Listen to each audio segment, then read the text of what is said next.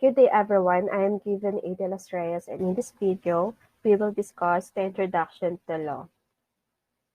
We will be discussing about the meaning of obligation, definition of civil code, requisites of obligation, forms of obligation, and sources of obligation. So moreover, this video will tackle the general supervisions of obligation. At the end of the module, the students should be able to understand the meaning of obligation, define the civil code, identify the requisites of obligation, identify the forms of obligation, and identify the sources of obligation.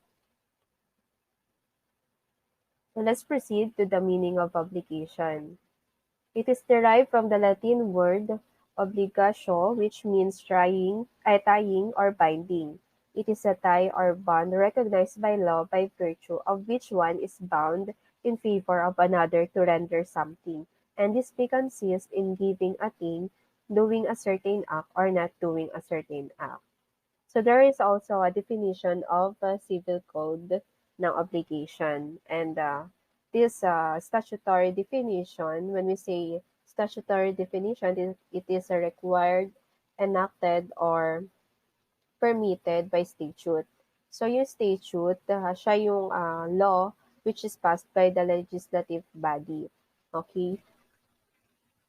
So Article 1156 gives the Civil Code definition of obligation in its passive aspect. It merely stresses the duty under the law of the debtor or obligor. Yung obligor, siya yung may duty of doing or not doing when it speaks of obligation as a juridical necessity. So, ibig sabihin, yung obligation, it is a juridical necessity to give, to do, or not to do. Okay?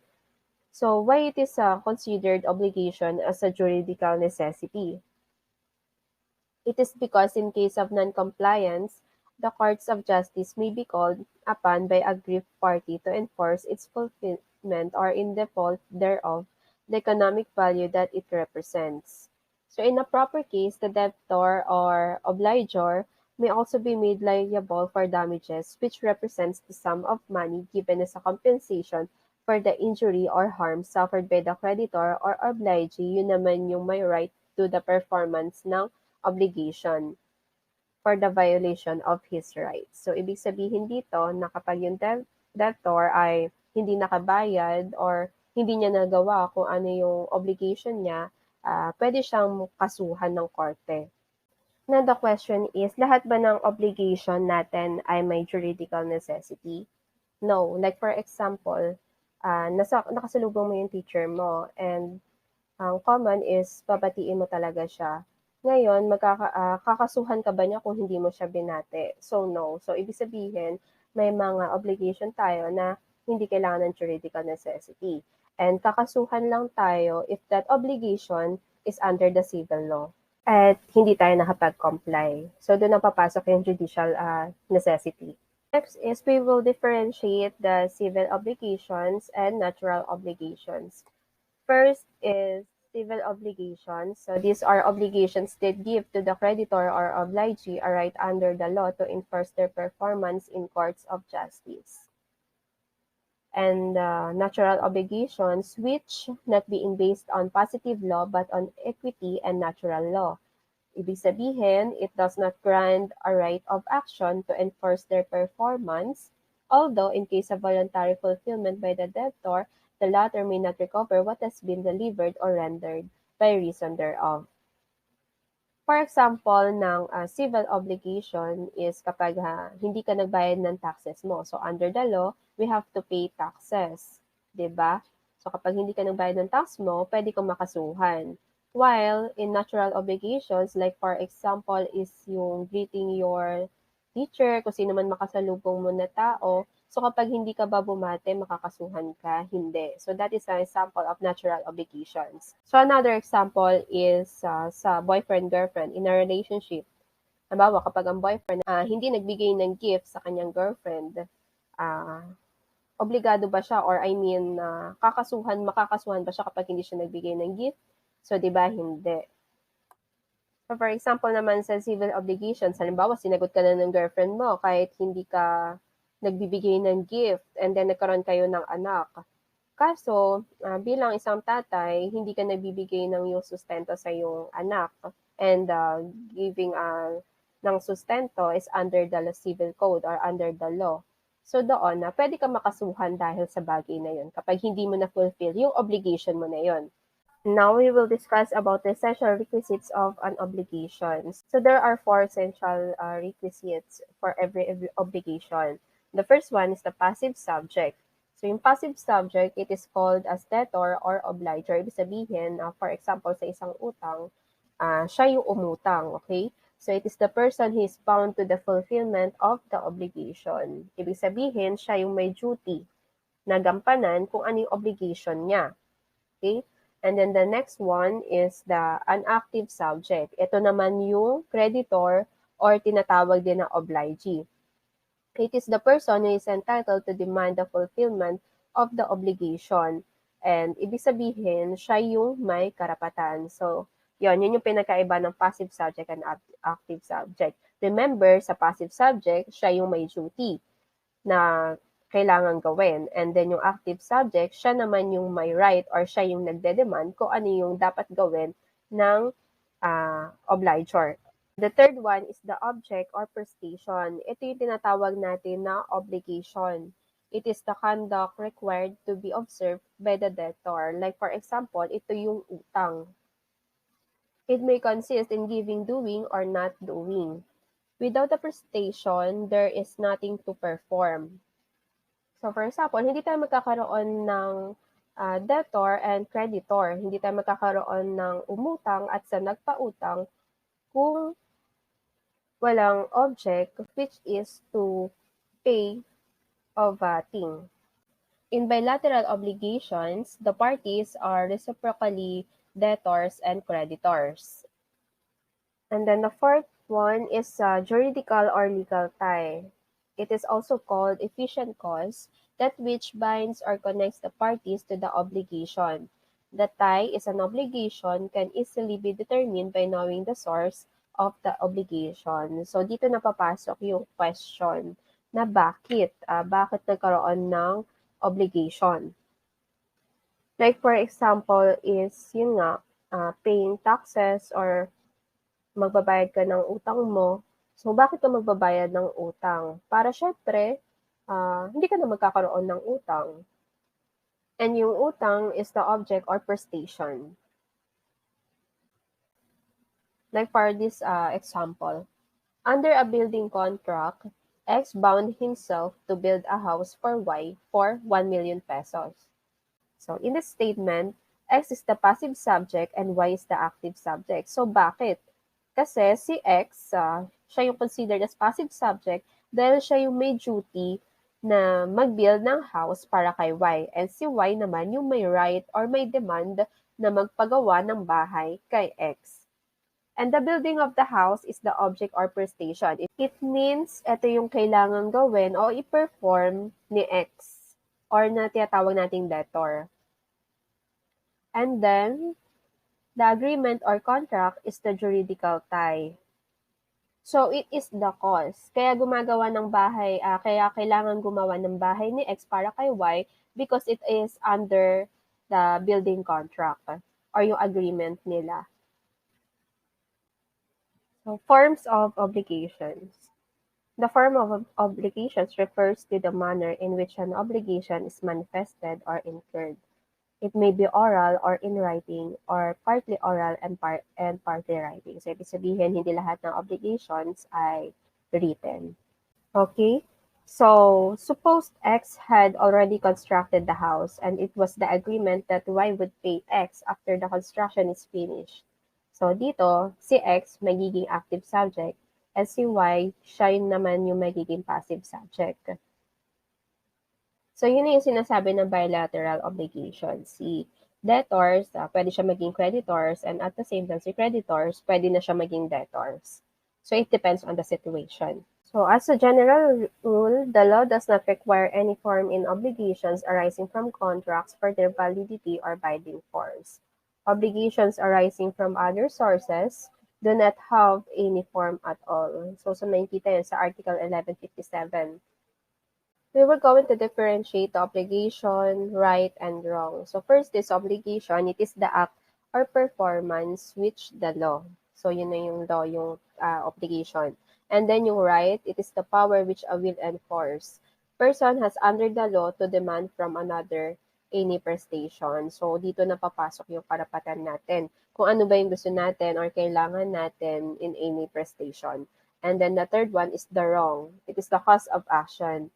It is an act or omission of one party in violation of the legal right or rights. That is, so there is a exemption, so that is recognized by law of another.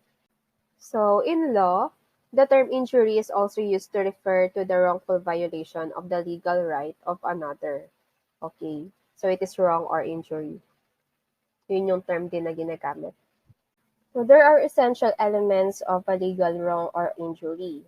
First is a legal right in favor of a person. Ito naman yun sa creditor, obligee, plaintiff. So, ibig sabihin, ito yung pinagkakautangan. And then a correlative legal obligation on the part of another. So, ito naman yung sa debtor, obliger, or defendant to respect or not to violate the said right. And an act or omission by the latter in violation of said right which resulting injury or damage to the former. So there are kinds of obligation according to the subject matter. First is real obligation. So it is the obligation to give, in that in which the subject matter is a thing which the obliger must deliver to the obligee. So for example, si X, siya yung seller. And then, kailangan niya mag-deliver ng piano kay Y. Si Y naman yung buyer. So it is a something to give. And that is the real obligation. While personal obligation, it is the obligation to do or not to do, is that in which the subject matter is an act to be done or not to be done. So sa real obligation, kailangan talaga niyang gawin, 'di ba? Kailangan niyang ibigay dun sa creditor yung object. Okay? So there are under personal obligation. The first one is the positive personal obligation or obligation to do or to render service. So ito yung, for example, is X binds himself to repair the piano of Y. So yun, nagbibigay siya dito ng service sa kanyang client. So it is a positive personal obligation kasi ginagawa niya. And then the second is the negative personal obligation. It is the obligation not to do, which naturally includes obligation not to give. For example, X obliged himself not to build a fence on a certain portion of his lot in favor of Y, who is entitled to right of way over the said lot. Ibig sabihin, meron ka dito obligation na sinabi mo sa sarili mo na hindi mo gagawin yung bagay na ito. Now let's proceed to the sources of obligations. So what are the sources of obligation? First one is law, when they are imposed by law itself. For example, is obligation to pay taxes, obligation to support one's family. So ito, itong obligation na to, kapag hindi mo siya ginawa, maaari kang makasuhan. Okay? So second is contracts, when they arise from the stipulation of the parties. For example, the obligation to repay a loan or indebtedness by virtue of an agreement. So, ibig sabihin, kapag may napag-usapan kayo with two or more people in the said contract, so kailangan yung gawin yun. Kailangan yung gawin yung obligation. It depends on the agreement that is under the contract, okay? So, third is quasi-contracts, when they arise from lawful, voluntary, and unilateral acts which are enforceable to the end that no one shall be unjustly enriched or benefited at the expense of another. For example, the obligation to return money paid by mistake or which is not due. Halimbawa, nagkamali sa'yo ng pag-send sa GCash or sa Paymaya, so you have the obligation to return that money. Otherwise, pwede kang makasuhan dahil dito. Kasi nga, to quasi-contracts, piniprevent dito yung unjustly enriched or yung pagbe-benefit at the expense of another. Okay, so next one is crime or acts or omissions punished by law when they arise from civil liability, which is the consequence of a criminal offense. So it is the crime itself. For example, the obligation of a thief to return the car stolen by him. and the duty of a killer to indemnify the heirs of this victim. So yun, na kapag nag-commit ka ng crime, like for example is pagnanakaw, yun nga, bukod sa makakasuhan ka, kailangan mo rin yung ibalik kung ano yung ninakaw mo. Okay?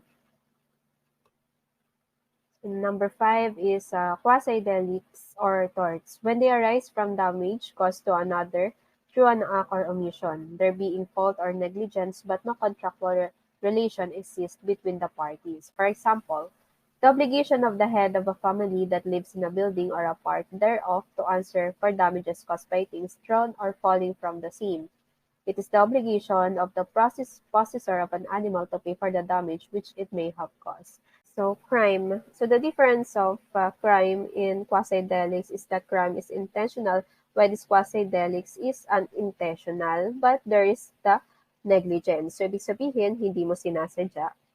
Ganyan. So, for example, may alaga kang aso, and then, because of your negligence, hindi mo siya naitali, ngayon may dumaan, nakagat, then you have to pay for the damages na nag-cause doon sa nakagat na yon.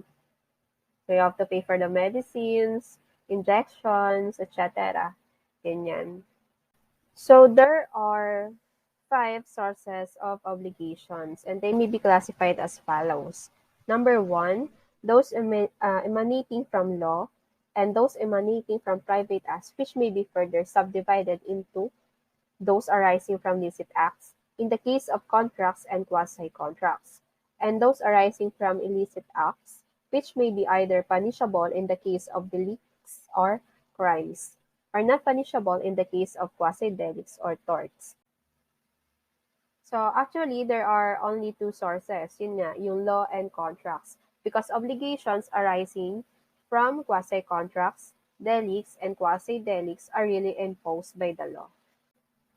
Legal obligations. Article 1168 refers to the legal obligations or obligations arising from law.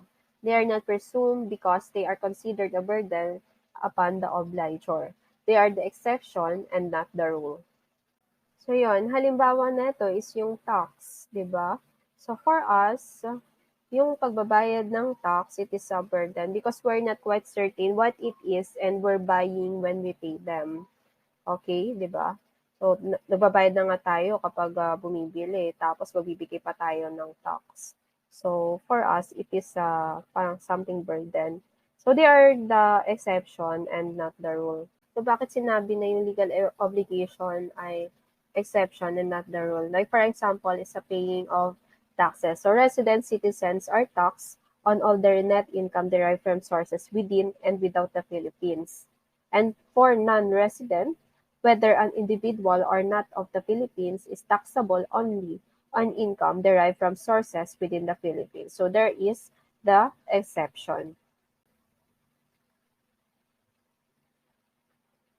To be demandable, they must be clearly set forth in the law, that is the civil code or special laws. Thus, number 1, an employer has no obligation to furnish free legal assistance to his employees because no law requires this, and therefore an employee may not recover from his employer the amount he may have paid a lawyer hired by him to recover damages caused to said employee by a stranger or strangers while in the performance of his duties. So for example, nagwo-work ka sa isang integrated logistics service. So, habang on the way ka at magdi-deliver ng parcel sa isang buyer, na-aksidente ka. And then gusto mong mag-file ng case dun sa nakabangga sa'yo. And you have to pay for the lawyer, right? So, ang mangyayari, gusto mong ipa-shoulder sa employer mo yung pambayad mo dun sa attorney. But, an employer has no obligation to furnish free legal assistance to his employees. Why? Kasi walang law na nagre-require na gawin yun ng isang employer. Kahit ba na naaksidente ka habang ginagawa yung trabaho mo. Okay?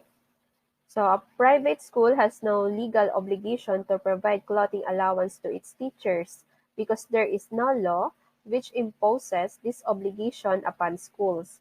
but a person who wins money in gambling has the duty to return his winnings to the loser. This obligation is provided by law. Okay? So what is special law? Under Article 1158, it refers to all the other laws that contained in the Civil Code. For example of such laws are Corporation Code, Negotiable Instruments Law, Insurance Code, National Internal Revenue Code, Revised Penal Code, Labor Code, and etc. So meaning yung special laws, it's only applies to a particular place or especially to a particular member or members of a class of persons or things in the same situation, but not to entire class, and that is also unconstitutional if the classification made is arbitrary or without a reasonable or legitimate justification or basis. Contract is a meeting of minds between two persons whereby one binds himself with respect to the other to give something or to render some services. May kita sa Article 1305. So, yun. So, makakabuo ba tayo ng kontrata ng ikaw lang mag-isa?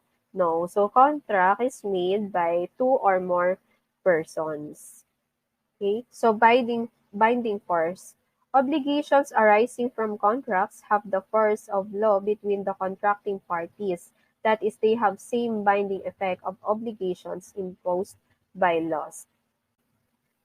Okay? Next is requirement of a valid contract.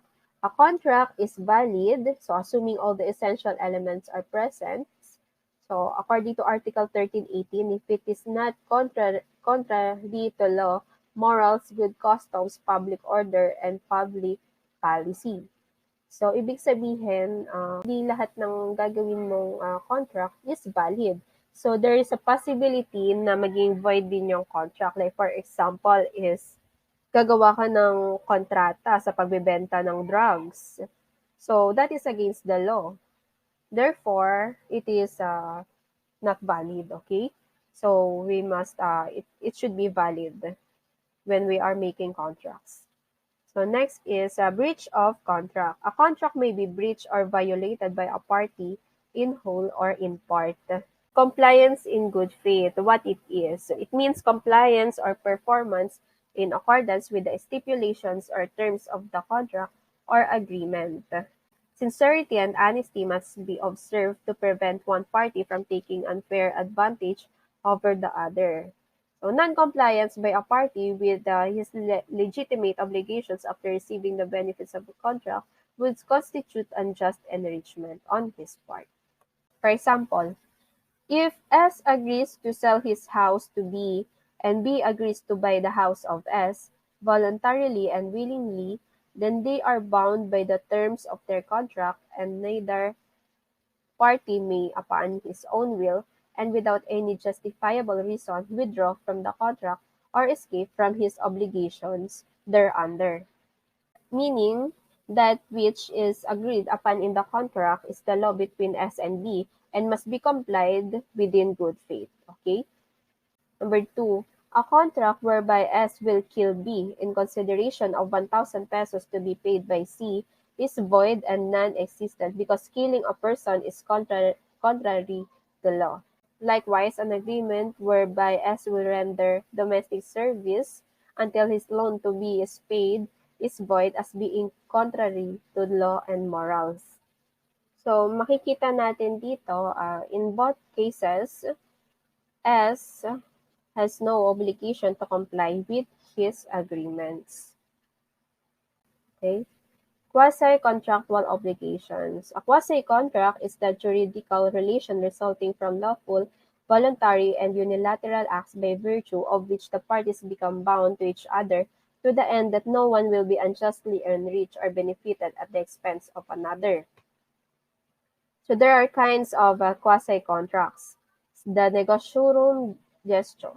It is the voluntary management of the property or affairs of another without the knowledge or consent of the latter. For example, X went to Baguio with his family without leaving somebody to look after his house in Manila. So while in Baguio, a big fire broke out near the house of X. Through the effort of Y, a neighbor, the house of X was saved from being burned. Y, however, incurred expenses. So ibig sabihin dito sa negotiarum gestio, kahit na walang consent si X and voluntary lang na ginawa ni Y yung pag-save doon sa bahay nila, kailangan pa rin i-reimburse ni X yung mga nagastos ni Y. Kasi di naman pwedeng thank you lang sapat na, no? Okay? So another example is nag-order ka sa online app and then dumating iyon nang wala ka sa bahay and cash on delivery.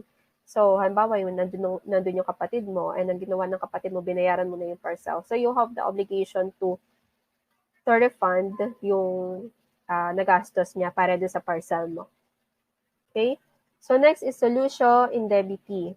Is the juridical relation which is created when something is received when there is no right to demand it and it was unduly delivered through mistake.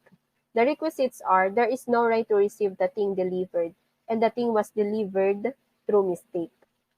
So for example, D owes C 1,000 pesos. If D paid T, believing that T was authorized to receive payment for C, the obligation to return on the part of T arises. So dito, kailangan na ibalik ni T yung 1,000 pesos kasi wala siyang karapatan na tanggapin yung payment. Okay? If D paid C 2,000 by mistake, so dito nagkamali naman ng pagbayad. Nabayaran ni D ng 2,000 instead of 1,000 si C. So kailangan C must return the excess of 1,000 pesos. Other examples of quasi-contracts, they are provided in Article 2164 to Article 2175 of the Civil Code. The cases that have been classified as quasi-contracts are of infinite variety, and when for some reason recovery cannot be had on a true contract, recovery may be allowed on the basis of a quasi-contract. So for example, S, seller of goat's milk, leaves milk at the house of B each morning.